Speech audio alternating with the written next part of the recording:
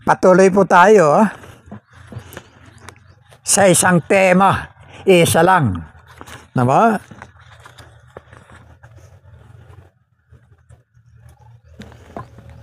Okay. Tayo muna ay manalangin. Amang banal, muli maraming pong salamat, Panginoon, muli. Narito na po kami, O Diyos, kung saan nakahain ang iyong salita.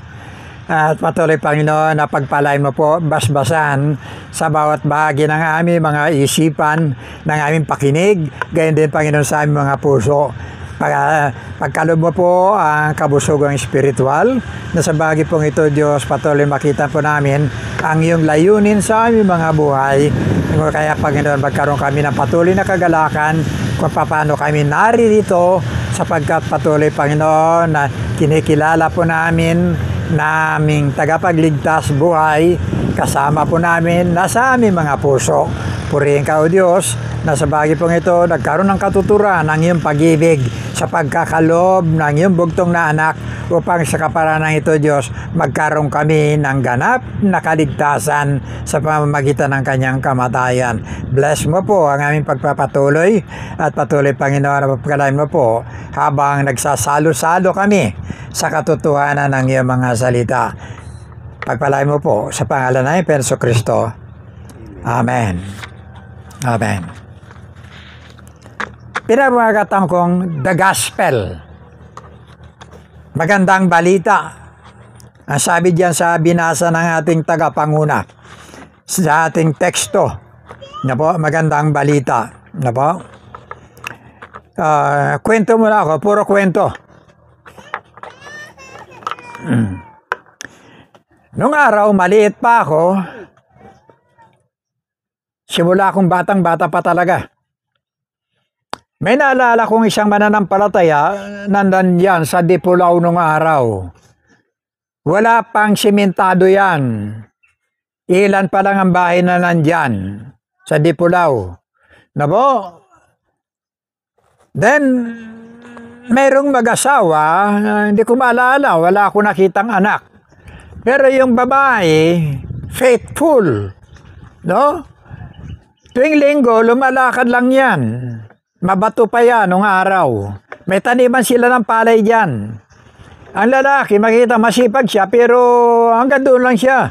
Sa bukid niya, hindi siya nakakasama, hindi siya nakikisama sa bahagi ng pagbaba ng kanyang asawa para manambahan linggo-linggo. Hindi po yun hindi po nag-absent yun, yung matanda. Kalimutan ko na yung pangalan. Wala na rin ako mapagtanungan na matanda na kaedad ko. Kung sino yung na yan. Kasi gusto kong maparangalan ba. Mabahagi yung kanyang buhay. Minsan, lagi po yan. Parang naalala ko si Sister Indring. Maaga pa yan, dumarating doon. Na niya, nakabalot-balot ang Bible niya. Sa kapilya namin maliit pa noon, dyan kila Kim Chow. Merong kapilya dyan. Now, biglang dumating sa amin ang balita, namatay yung matandang babae. So, akyatan kami lahat. Alam din naman nung araw, pag kami namatay, hindi wag mo paabutin ng 24 hours. Ganun lang. Wala pang balsa-balsa mo noon.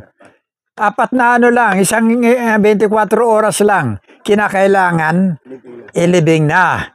Ngayon, kung gusto mo magkaroon ng patuloy na gawain, pag matanda, kahit na nalibing na, may gawain pa rin kayo sa bahay, 9 na gabi. Katolikong Pag bata, 3 gabi. Pero nalibing na yung patay. Pero patuloy pa rin maliwanag yung bahay mo, may mga palaro, may mga kung ano-ano, gano'n. Yan ang patakaran noon. Hindi katulad ngayon na pag may patay, pag nalibing na, tapos na. Ganyan. Namatay. Di ngayon, habang nandun siya, nakahiga sa kanyang papag, ginagawa yung kanyang ataol, mataas yung bahay, pero ang bahay, sahig kawayan. Kawayan lang yung bahay kubo. Mataas lang siya, yun ang mga bahay nung araw. Mataas ang haligi, pero yung silong walang laman. Pwede kang lumakad sa silong, pero walang laman yan, walang anuman. Ganyan. Mataas yung bahay, ang hagdan nila, mataas. Ginagawa yung ataol. sa baba. No? Naglalamay na yung iba. Ang iba nagkakantahan na ron. Ganyan mga kapatiran, Kristiyano, anak ng Diyos. No? Pagdating ng magmamadaling araw, biglang nagpulas. Biglang nagkagulo sa itaas. Yung pala yung patay na buhay. Biglang nabuhay. Napo, ano na, matatapos na yung ataol. Matatapos na yung ataol. Biglang nabuhay yung matandang babae. Nabuhay siya. Yeah. Parang nagkagulo, hindi naman nagpulasan eh. No? Mga Kristiyano kasi. No? May mga nagkabiglaan lang, ganyan. No? Pero nabuhay. Ganon. Pero isang bahagi doon na patunayan natin na si Kristo ba nabuhay, pero yung kanyang pagbuhay, umakyat na sa langit. Umakyat na sa langit. Hindi katulad yung pagbuhay na may mga magkukwento, kisyo ganito, dinaanan niya kanyan, kung ano-ano mga bagay, di ba? Kisyo matinik, pagkatapos pagbalik niya, hindi, kisyo magandandaan, maliwanag ang pero pagbalik niya, matinik na. Ganyan, pagdating niya, pag nang magkamalay siya, humingi na siya ng pagkain. Parang pagod na pagod. May mga ganong insidente na nabubuhay uli. Pero pagkatapos yan, namamatay pa rin. Napo, yun ang diyan. Napo, marami po yan. May alala ko yan yung babaeng tuyot. Nakikita niyo yan sa TV? Yung babaeng tuyot. Naka-eskaparate. Sa buhok niya, parang kalahati na lang natitira. Tuyot na siya, binibisan pa rin siya. Ayan, tapos ilalagay sa parang pinaka-altar. Nakita na niyo sa TV? Hindi ba? Yan. Pinupunasan yun, nililinis. Pero tuyot na siya, parang dripwood na nga eh. Ganyan. Wala na siya, halos ang nagiging na lang doon, nagiging problema, yung kanilang paniniwala, pananampalataya. Pinupunasan nila, pinipiga sa plangganita, pagkatapos gamot daw yun. Pasensya sa may na sikmura. Yan inuwi nila, pinainom sa kanilang mga totoo po yan. Totoo yun. Yan. Sana makita nyo sa television yan. Nako? Mayroon pa dyan, ganyan din, lalaking tuyot. Ganyan. Nakadilat na nga tumigas na yung talukap. Yung mata niya, impis na, pero nandyan pa rin, nakatingin pa rin. Pinaprosesyon yun. Tawag doon, kasi manggagamot daw siya nung araw. Ganyan. Hindi ganong kumakain ng mga kinakain nun, puro gulay, sili. Yan. Siguro na-preserve yung katawan. Sa anghang. Yan. Kapatid na Syria, pwede tayo dyan. Okay? So, pinaprosesyon yan.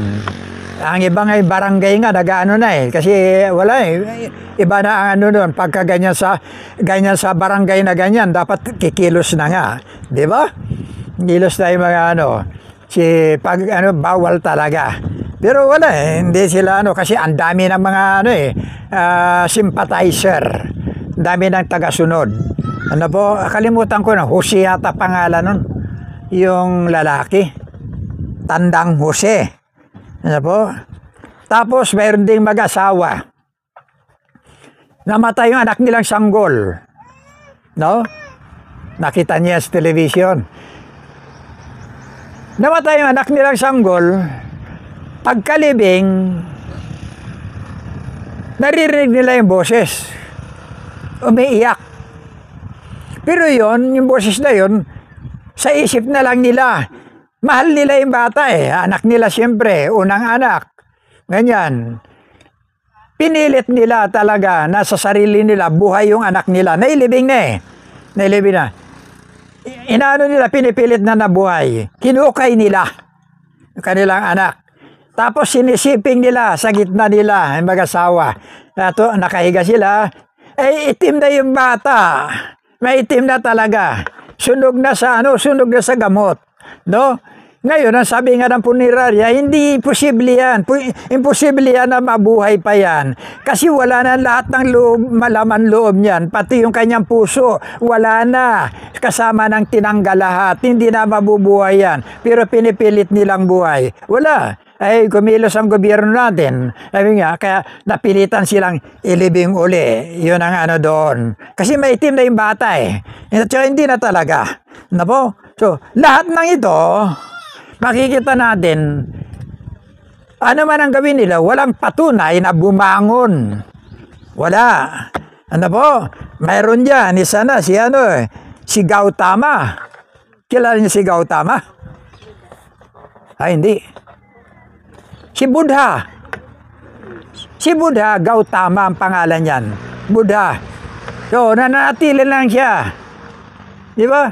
Makikita mo si Gautama, dyan, makikita, ang lalaki ng ano niya, pagka nakakita ka na malaki ang tiyan, may mga sanggol dito, no? Tantad siya na sanggol, tapos kalbo, ang tiyan niya malaking ganyan, ha? Yun. Meron ako niyan dati sa bahay, ganyan, pero alkansya.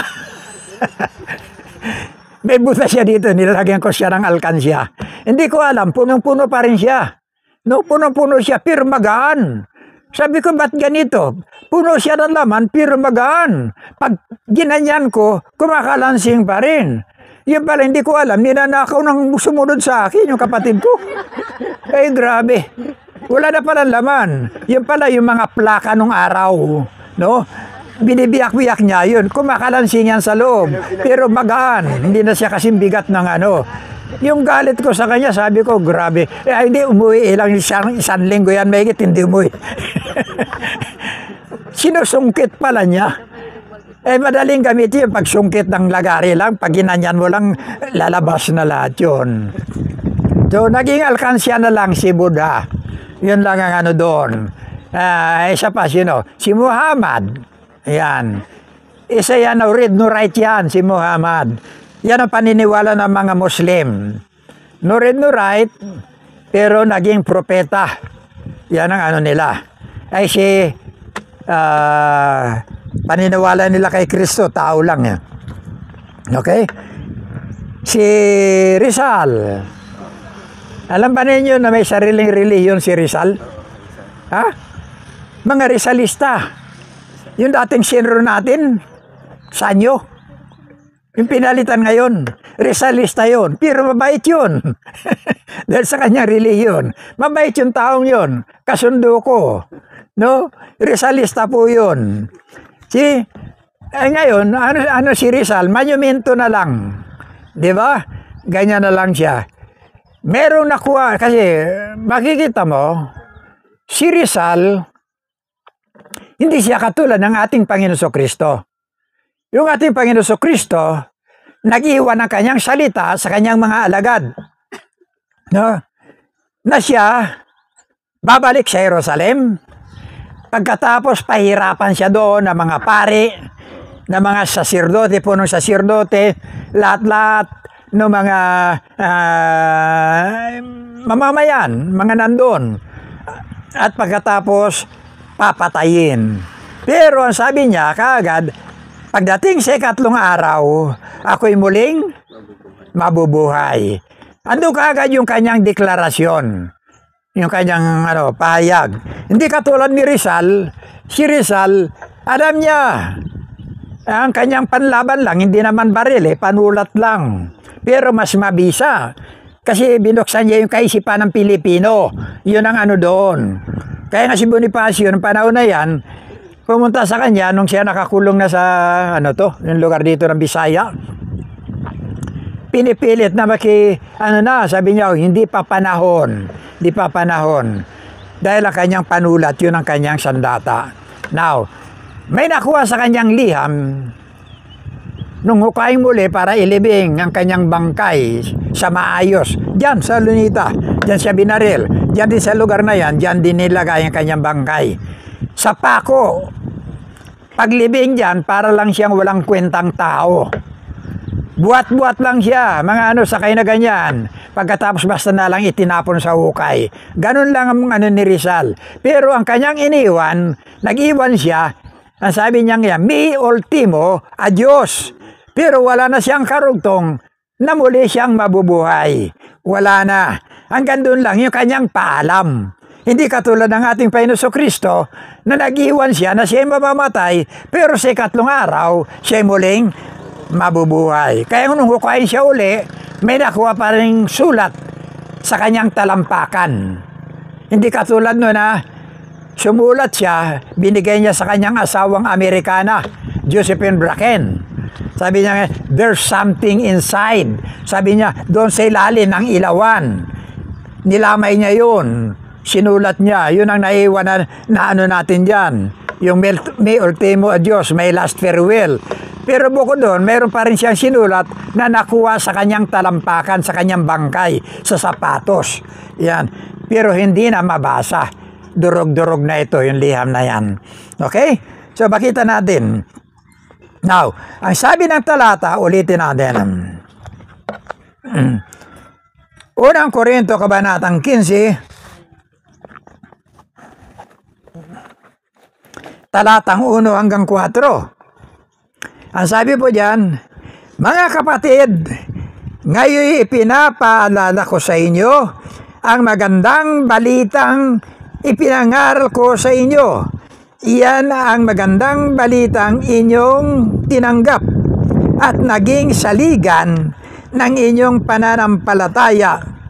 Naliligtas kayo sa pamamagitan nito kung matatag ninyong ipinangahawakan ang salitang pinangaral ko sa inyo, maliban na lamang kung walang kabuluhan ang inyong pananampalataya. Sapagkat ibinigay ko sa inyo bilang pinakamalaga sa lahat, ang tinanggap ko rin naman na si Kristo'y namatay dahil sa ating mga kasalanan, tulad ng nasabi ng kasulatan, inilibing siya at muling nabuhay sa ikatlong araw, tulad din ng sinasabi ng kasulatan. Pansinin po natin yan. Ano po? Lahat ng bahagi ng salaysay pinatutuhanan ng Biblia. Ang sabi dito ni Apostol Pablo, ipinangaral ko sa inyo yung aking tinanggap. Ipinapasa ko sa inyo. Pass it on. Yan po yung sistema ng kaligtasan. Simula sa kanila hanggang ngayon, andito tayo, nasa atin ngayon. Pass it on. Liban na nga lang kung manampalataya kayo ng walang kabuluhan. May pananampalatayang may kabuluhan at may pananampalatayang walang kabuluhan. Maging sabi ni Santiago, maging ang mga demonyo man, nananampalataya rin, nanginginig pa. Santiago 1:19 yata yan.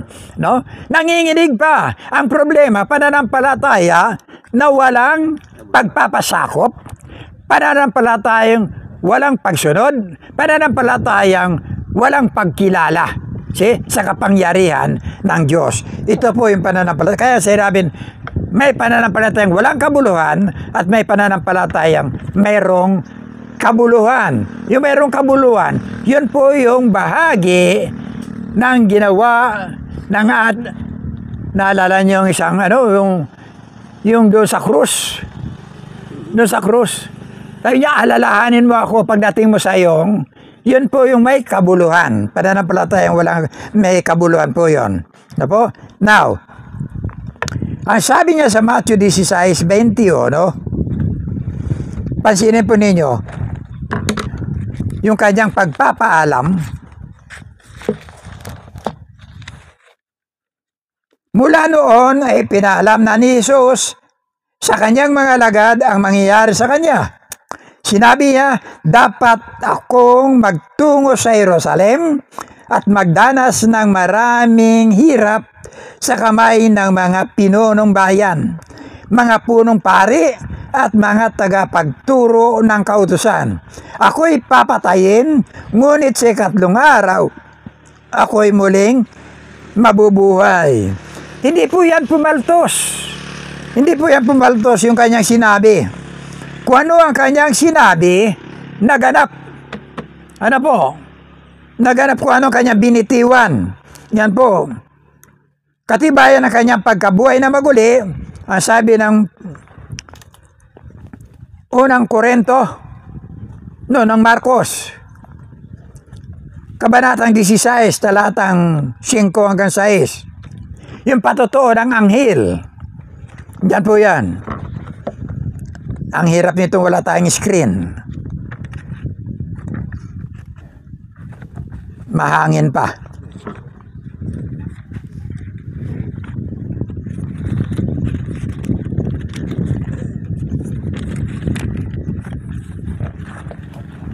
Okay? Sabi mo dyan, talatang 5, at pagpasok nila, talatang, Mark chapter 16, verse 5 and 6. At pagpasok nila sa libingan, may nakita siyang isang binatang nakasuot ng mahaba at maputing damit. Nakaupo sa gawing kanan at sila'y natakot. Ngunit sinabi nito sa kanila, huwag kayong matakot. Hinahanap niyo si Jesus na taga Nazaret na ipinako sa krus. Wala na siya rito. Siya ay binuhay ng Diyos. Tingnan ninyo ang pinaglagyan sa kanya. Yon. Last verse. Isang patotoo ng anghel. Ano po ang sabi doon? Sa Mark. Pansinin ninyo. May nakita, pagpasok nila, may nakita na silang binata. Sa bakit walang anghel na babae? Di ba? Noong araw, usong-uso yan, pag nanliligaw, pagkaganda-ganda mo, kasing ganda mo yung anghel. Di ba? Walang anghel na babae. Dito sinabi dito, binata eh. Hindi uso sa kanila yung pag-aasawa. No? Binata. See? Kaya sabi ko, isang bagay na katotohanan na makita po natin na lahat ng anghel ay lalaki.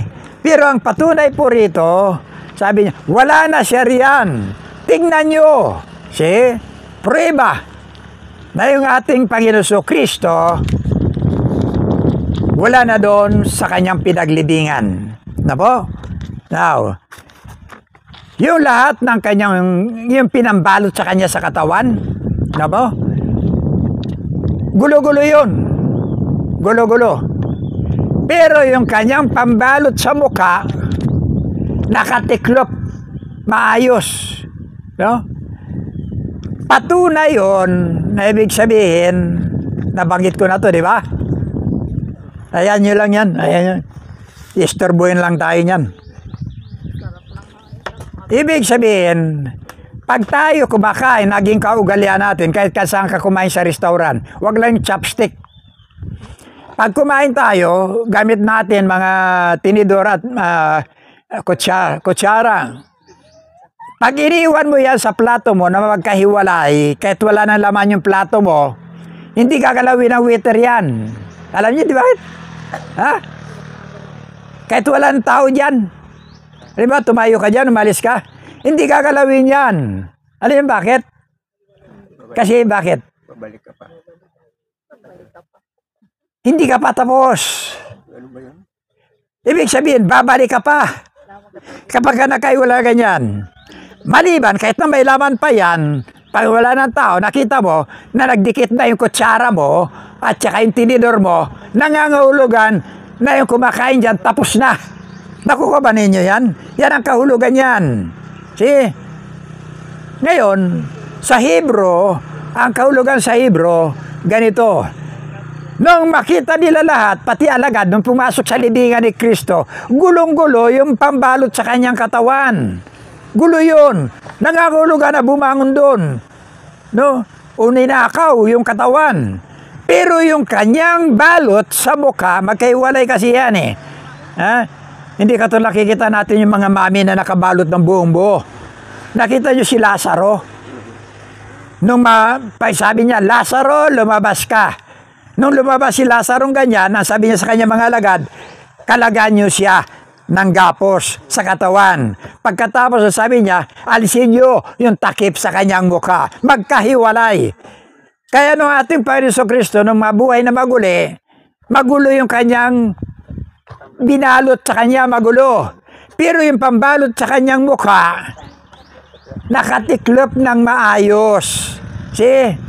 Ano ibig sabihin? Pag ang Hebro, kumain din katulad natin sa restaurant, pag nakitang ganyan, na hindi nagagalaw yung napkin, no? Hindi pa nagamit, hindi nagagalawin yan. Ibig sabihin, babalik yung may-ari na nakaupo dyan kasi hindi pa nagalaw yung nakukuha ninyo. Pero kung nagulo na yun, i-imisin nila yan. Ganyan. So, ang ibig sabihin nun, yung binalot sa kanyang mukha, maayos na itiniklop ng ating Panginoon Kristo, patunay na babalik siya bukod sa kanyang pagkabuhay na maguli. Nakuha ba natin? Babalik siya. Ayan ang inantay natin, yung pag-asa na babalik siya. Kaya dito sinasabi rito, ito ang laman ng Ebanghelyo, magandang balita na hindi galing sa palengke, hindi galing sa bombero, hindi galing sa kung saan-saan, na marites ngayon ang tawag natin. No? Lahat. Ito yung Ebanghelyo na magandang balita. Okay? So, hindi po yan pumaltos. Katibayan ng kanyang pagkabuhay na maguli, unang Korinto, chapter 15, verse 5 hanggang 8.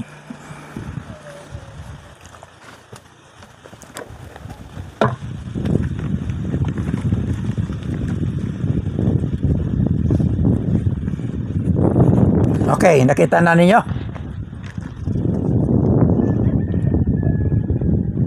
Ang sabi talata ang 5,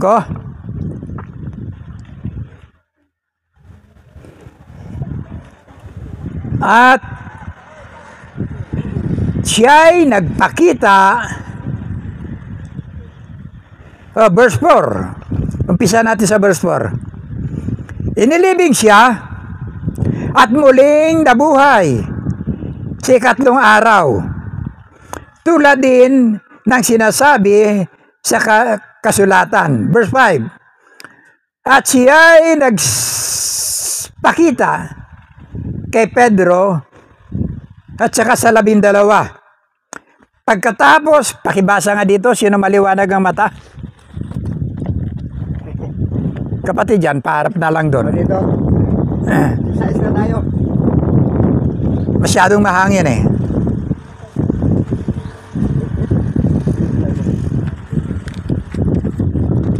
Dito sa 5, sinabi sa 5, no? At siya ay nagpakita kay Pedro at saka sa 12. Sa 6, pagkatapos nagpakita siya sa mahigit na 500 kapatid na nagkakatipon. Marami sa kanila ay buhay pa hanggang ngayon. Subalit patay na ang ilan sa city at nagpakita rin siya kay Santiago at pagkatapos ay sa lahat ng mga apostol. Hanggang city. Okay. Tuloy. 8. Sa kahuli-huli ay nagpakita rin siya sa akin kahit na ako'y tulad ng isang batang ipinanak nang wala sa panahon. Sa 9, sapagkat ako ang pinakahamak sa mga apostol. Na hindi nga ako karapat-dapat tawaging isang apostol sapagkat inuusid ko ang iglesia ng Diyos. Hindi na yan. Okay, salamat. Pinakikita lang natin yung kanyang pagbangong muli. Marami po ang nakakita, iba-ibang oras, iba-ibang mga kalipunan, no? Pakita siya hanggang sa kanyang pag-akyat. Ang sabi diyan sa uling mga mga gawa sa 1 talata chapter 1, sabi niya, mga lalaki, ang sabi ng anghel, anong tinitingnan niyo diyan sa itaas? Sabi niya, si Jesus na umakyat ganyan din yan sa kanyang pagbabalik. Marami po nakasaksi sa bahagi ng kanyang pagkabuhay na maguli. Yan po. Now, katibayan ng isang bahagi ng katotohanan ng tinatawag na ebanghelyo, na po, pagkabuhay na maguli. Kung si Kristo hindi muling nabuhay, sayang ang lahat ng ating mga pagpapagal. Walang kwenta. Katulad lang siya ni Ninoy. Katulad lang siya ni Rizal. Si Ninoy, pinagsabihan na ng matandang Marcos, huwag ka nang umuwi, huwag kang umuwi. Nanganganib ang buhay mo. Totoo. Kasi may gagalaw sa kanya, kay Marcos din mabibintang. Kaya hanggat maaari, ayaw niyang bumalik si Ninoy sa panahon na yon. Pero makita po natin, nung bahagi ng kanyang kamatayan, wala na, tapos na istorya ng kanyang buhay. Ganun lang. Na po. Pero dito, ang ating Panginoon Kristo, muling nabuhay. Ngayon, kung hindi nabuhay, sayang. Nauwi lahat yung ating mga pagpapagal sa walang kabuluhan. Sayang ang pagising natin kanina. Walang katuturan. Sayang lang yung Biblia, yung ating binabasa. Para na lang yan magazine. Para na lang comics. Walang kapangyarihan. Walang power na makapagbago ng buhay ng isang tao. Yan ang ano natin. Walang bisa. Sayang ang ating pagtitiwala at pananampalataya. Hindi pa rin tayo nahango sa ating mga kasalanan. Sa impyerno pa rin ang bagsak natin lahat. Yan ang isang matindi na pananalita. Ano po? Kung hindi siya nabuhay, walang sino man na magiging karapat-dapat. Sarado ang langit sa sino man. Walang daan, walang katotohanan, walang buhay. Yan ang sabi ng Panginoon I am the way, I am the truth, I am the life. May karapatan siyang sabihin kasi buhay siya. Walang relihiyon, walang binabanggit diyan. Sarili lang relasyon. No? 'Yun ang ano natin. Kaya kanina sinabi ko 1 John chapter 5 verse 12 to 13, 11 to 13. Sabi diyan, 'di ba? Ang kinaroroonan, this is the witness. Ito yung patotoo na yung kinaroroonan ng anak, kinaroroonan ng buhay. Ang hindi kinaroroonan ng anak, hindi kinaroroonan ng buhay. Yun ang ano doon. Kasi sabi niya, I am the truth, the way, the truth, and the life. Sabi niya ganyan. So, now,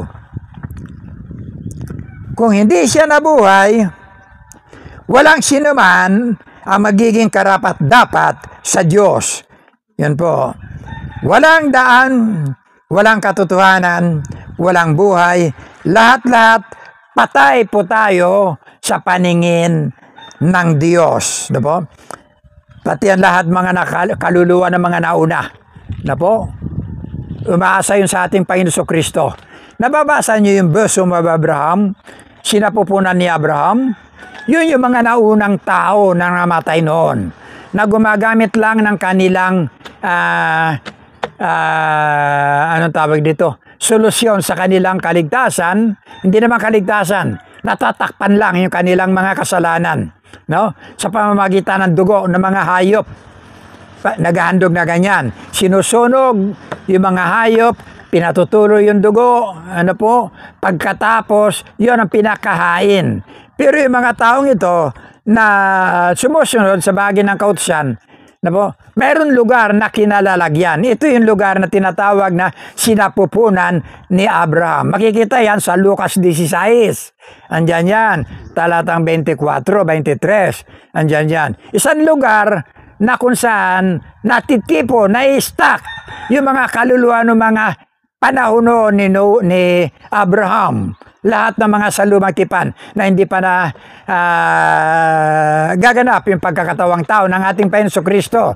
Nag-aantay sila sa bahagi ng kaganapan ng kamatayan ng ating Panginoon Kristo, no? Para mahango sila doon. Kaya nga sabi ng Hebrews chapter 9 verse 12, minsan lang pumasok si Kristo sa dakong kabanal-banalan, hindi dugo ng hayop yung kanyang dala, kundi sariling dugo sa kapagpapatawad ng kasalanan ng lahat. You see? Dahil ang kautusan, sabi ng Hebreo 9:22, sabi diyan, ayon sa kautusan, lahat ng bagay nililinis sa pamamagitan ng dugo. Pero walang kapatawaran ng kasalanan kung walang pagbubuo ng dugo. See? Makita natin na yung pagkamatay ni Kristo, ubos talaga yung kanyang dugo. Walang natira. Nakita nyo, para lang matiyak siya na talagang patay na siya. Anong ginawa ng gwardiya?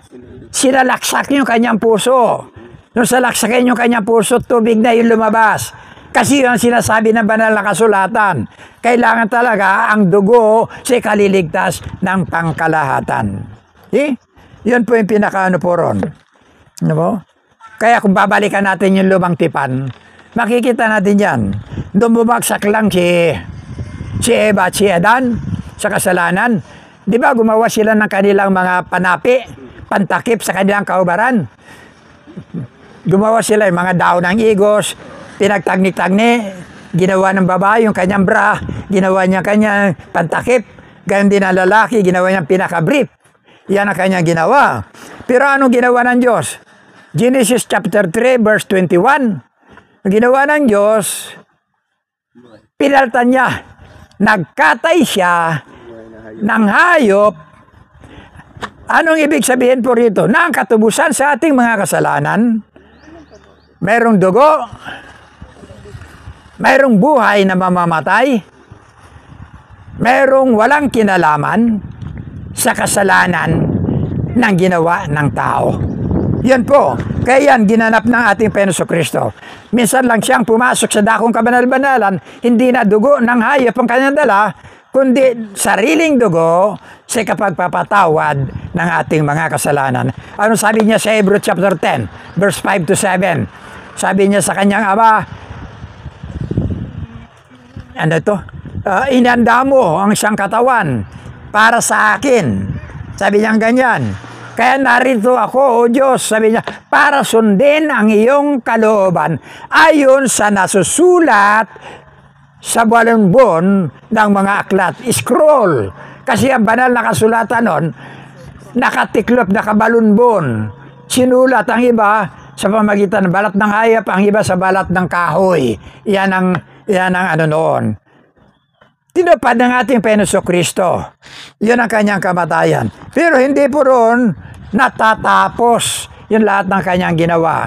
Pinatunayan niya yung bahagi ng kanyang pagbangon sapagkat nandun ang katuparan ng ating kaligtasan lahat. So, kung hindi siya nabuhay, tingnan nga natin. 1 Corinthians chapter 15, verse 14. Pakibasa nga.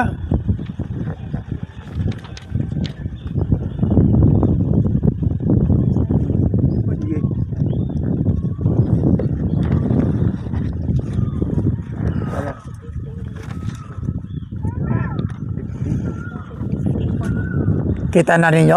Basahin nyo? Mahangin kasi. May hawak ako mikropono, meron akong ano, kaya hindi ko mahawakan yung... Okay. Kung si Kristo'y hindi binuhay.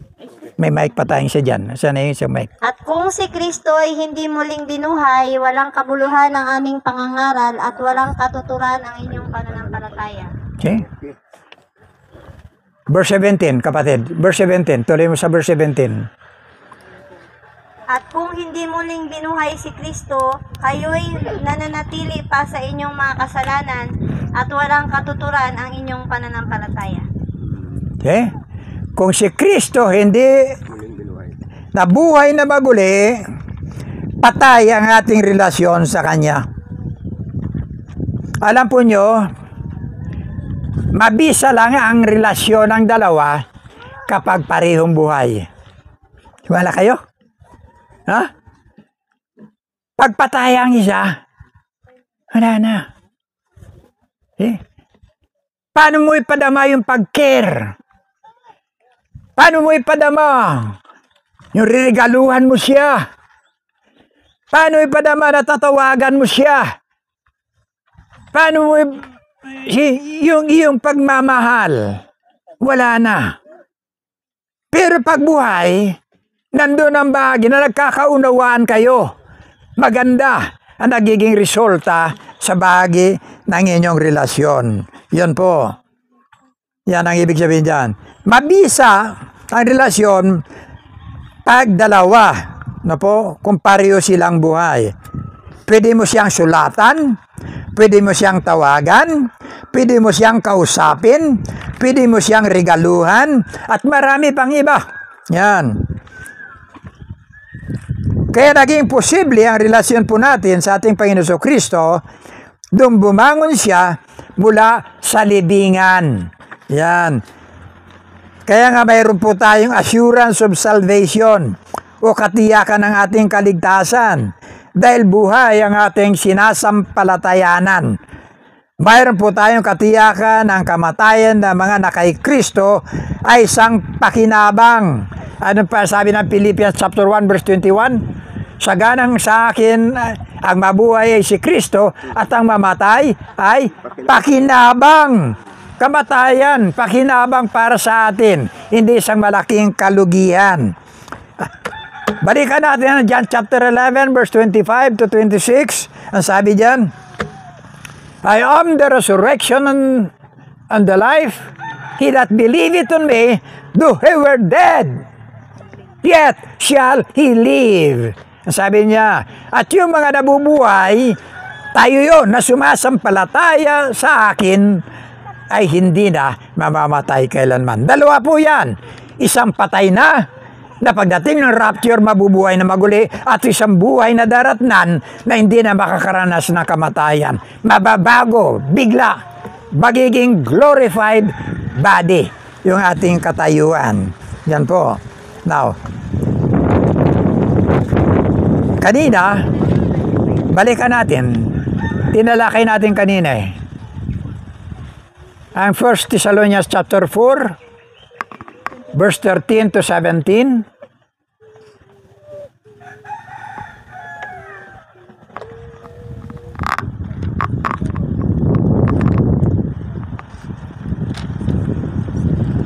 Basahin po ninyo lahat yan.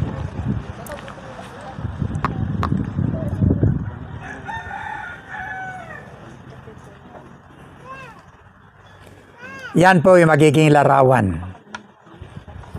Na po?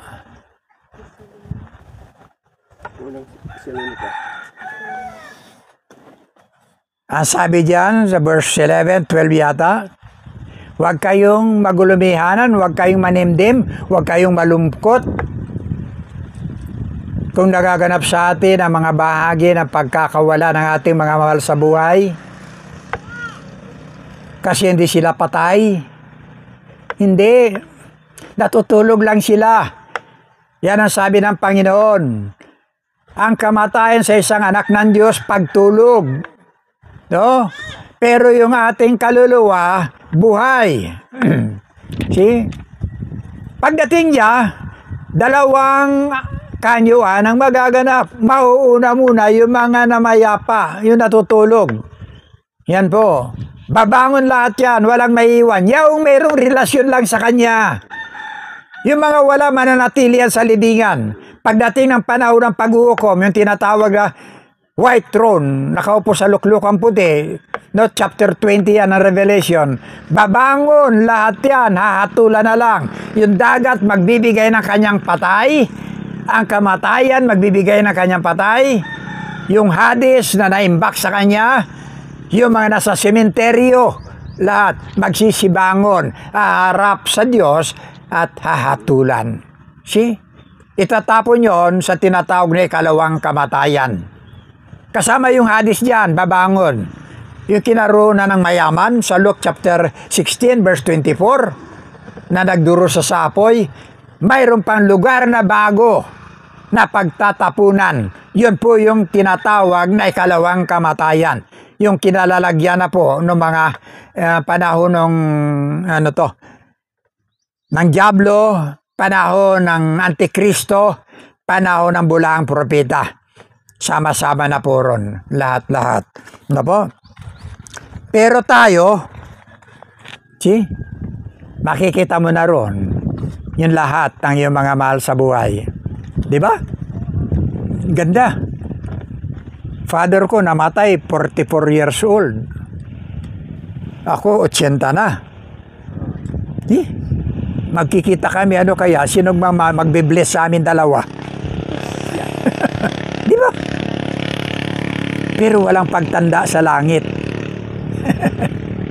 Pag nabihisa na tayo lahat, ang kanyuan natin, kanyuan na sa langit. Hindi na edad ng kasakitan, ng hirap na nangyari sa atin, ng stress, ng distress, hindi na yon. Glorification na nga. Pag sinabing glorification, glorified body ka na. See? Pwede ka nang tumagos sa ganito, kahit sa puno. Pwede ka nang tumagos. Kita niyo, Panginoon, nung mabuhay na maguli, sarado lahat yung kanyang mga alagad. Sarado ang pinto, sarado ang lahat. Nag-appear na lang siya sa gitna. Di ba? Kapayapaan ang sumainyo. Yun kaagad lagi, ang anong dala ng Panginoon. Kapayapaan. Walang pagkabalisa, walang pagkatakot, walang mga kalooban, wala. Kapayapaan ang sumainyo. Ayun sabi ng iglesia, nagulat si Thomas.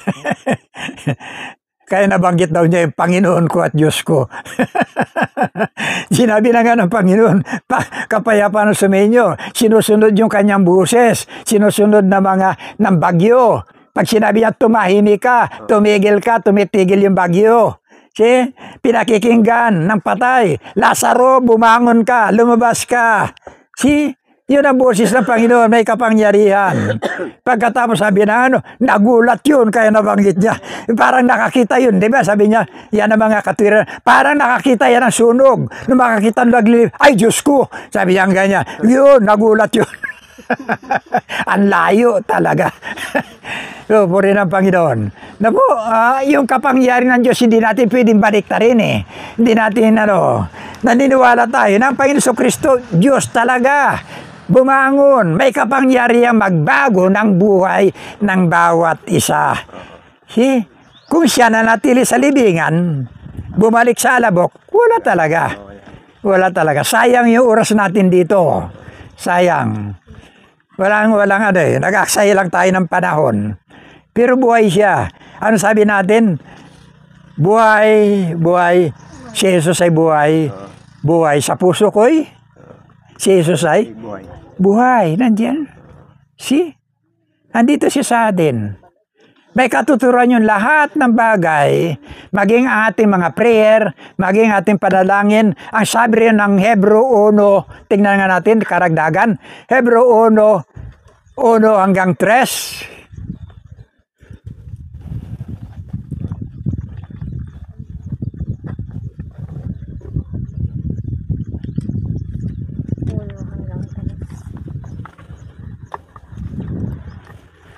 Noong una, nagsalita ang Diyos sa ating mga ninuno sa iba't ibang panahon at sa iba't ibang paraan sa pamamagitan ng mga propeta. Ngunit sa mga huling araw na ito, siya ay nagsalita sa atin sa pamamagitan ng kanyang anak. Sa pamamagitan ng anak ay nilikha ng Diyos ang sanlibutan at siya ang piniling tagapagmana ng lahat ng bagay. Nakikita sa anak ang kalulhatian ng Diyos. Kung ano ang Diyos ay gayon din ang anak. Siya ang nag-iingat sa sansinukob sa pamamagitan ng kanyang makapangyarihang salita. Pagkatapos niyang linisin tayo sa ating mga kasalanan, siya ay umupo sa kanan ng makapangyarihan doon sa langit. Okay. Nakita natin? Pagkatapos linisin na tayo, makyat siya, naupo sa kanang bahagi ng lukloko ng kanyang ama. Okay? Bakit nandun? Para sa'yo. Pag nagpipray ka, sasabihin mo, Panginoon, pahingi po, Panginoon, ganito. Sasabihin niya sa kanyang ama, Ama, ibigay mo, anak mo yan. See? Mayroon kang assurance. Kasi nandun siya buhay. See? Sa verse 8, mabibasa mo yan, Hebreo 1:8. Sabi ng ama sa kanyang anak, sa iyong luklukan, O Diyos, maghahari ka magpakailanman. See? Yun ang kapangyarihan. ng ating Panginoon Kristo na kung saan pwede nating ipagmalaki. Di ba? Pwede nating panghawakan. Kasi buhay siya. Kanyang pangako, ako'y babalik. Revelation chapter 22, verse 20 to 21. Malapit na siya. Andiyan na. Dami nang lumalabas ngayon. Pag binasa niyo Matthew chapter 24, verse 3 hanggang 7, 8, 9, diyan na yan. Lalabas na. Maraming lalabas na Antikristo. Lalabas ng mga kaguluhan. Magaganap ang ito. Mga pestilences. Nasa hangin lang. Nakakahawa. Nagaganap na yan. Iba-ibang mga karamdaman. Kinakasal na ngayon. Yung isa buhay. Yung isa patay. Kinakasal na ngayon ng parehong sex. Yung kanilang kasarian. Lahat-lahat nakaganapan. Pari-pareho. Andiyan na ngayon nagaganap. Wala na pong Kaya nga nasasanay na rin tayo sa takbo ng ating panahon. Kalat na yung mga drug addiction. Lahat-lahat, marami na. Mga nakaganapan ngayon. Grabe na ang kaguluhan. Nagaganap. Digmaan dito, digmaan doon. Ayan na po. Nasa Bible na po yan. Pero huwag kayong mag-alala. Kasama tayong magdaranas niyan. Mararanasan natin yan. Pero hindi pa yan. Yung kapigatian. Na 7 years tribulation period na nakalagay doon sa Matthew chapter 24 verse 21 to 22. Iba yun. Yun ang kapigatian ng pagtatatak na. Na pagdating ni Antikristo, hahawakan na niya ang lahat-lahat ng kapangyarihan sa sanglibutan. Magsisimula na magtatatak. Dito, sa noo. Yan po. Tatatak. Pag wala kang tatak, pues, hindi ka makakabili. Kahit anong gawin mo. Ngayon, pagkumpara mo sa panahon natin ngayon, yan, eleksyon na naman. 500 lang iabot sa'yo. 2 pack na kape. Sardinas. Ilang piraso lang. Buto ka na. Lalo pa sa panahon na yan, mamamatay ka. Papatayin ka kung hindi ka magpapatatak. Baka pa, sige, lahat, pati dito, tatakan mo na kung gusto mo. Di ba? Basta akin lang lahat yung sarap ng buhay. Lalo pa ngayon, wala nang pati yung pinakamasilang party ng tagong-tagong lugar na, may tatak na. Panahon na yan, noo lang tsaka kanan. See? Ito po. Iba yun, yung kahirapan na yun. Iba. Kasi hawakan na yan.